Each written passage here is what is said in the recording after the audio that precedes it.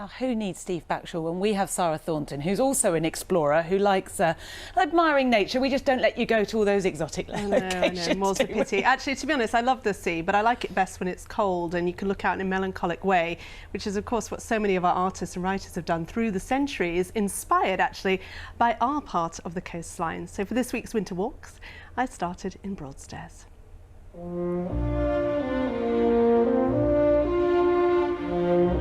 If you've been to Broadstairs, you'll know its proud connection with the writer Charles Dickens. Almost everywhere in the town claims to have hosted him at some point during his life. Today we're walking 4 miles from Broadstairs to Margate on the north coast, which itself has strong links to the English romantic painter J.M.W. Turner.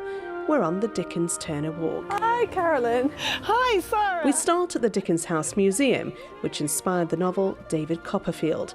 Professor Carolyn Alton is our guide to all things Dickens. He loved it here. It's a beautiful place. It's as different as you could get from his London life. And he would come down here to escape in the summer months. He'd stay for quite a long time. He'd have his friends down here. He would go swimming just down there. He would sit on the beach and just read books and, I suppose, pretend that he wasn't a busy, famous London writer. Dickens stayed here and sat in this very parlour, taking tea and cakes with the house owner, Miss Mary Pearson Strong.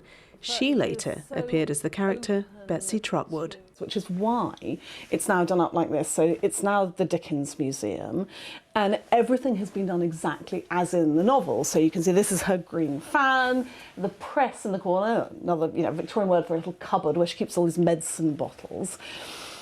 But it's been absolutely recreated as Dickens imagined it, based on a real house and the lady who lived here.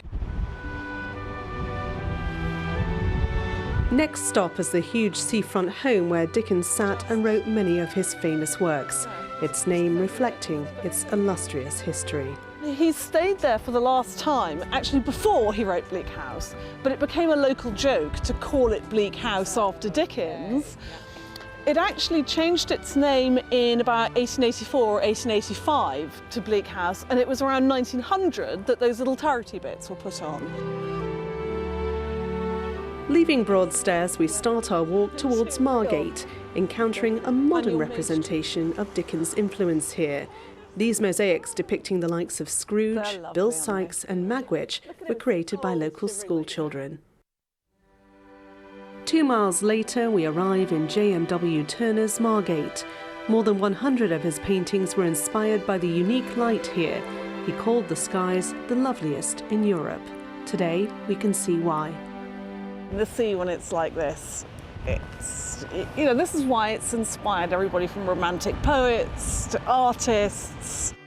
I know that when I come here and I look out across that sea into that horizon, I'm seeing something different. The first thing I want to do is to come and sit here and just write about this.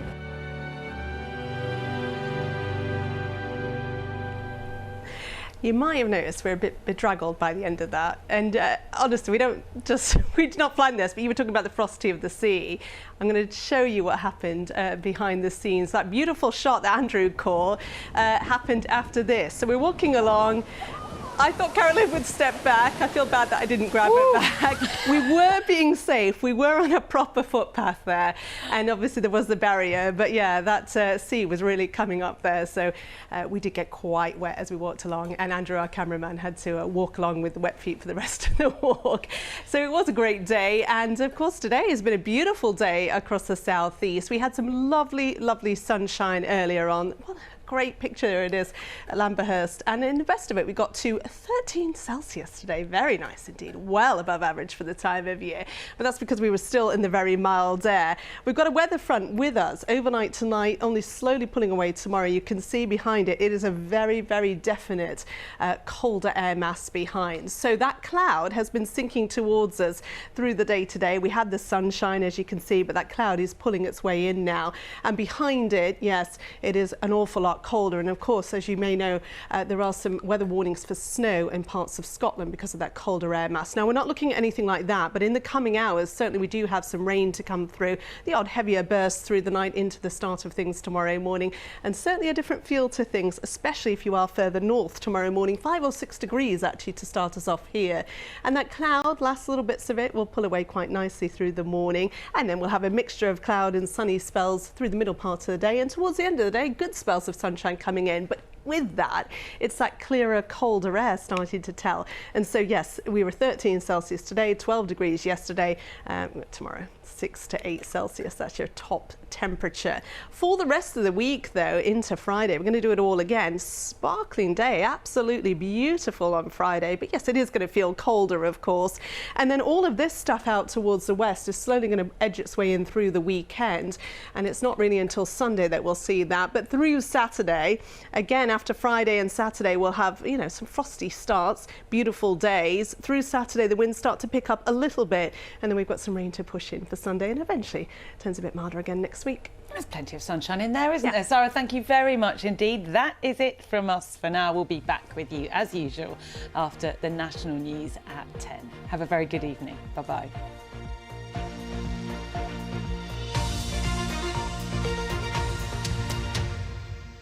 In half an hour on BBC One, We Are England champions young entrepreneurs. What I've done is inspiring, but I don't see myself as an inspiration. 5 months in, we'd hit 6 figures, and then within a year, we did 7 figures. I want people to know they're exactly the same as me and they can do exactly what I've done.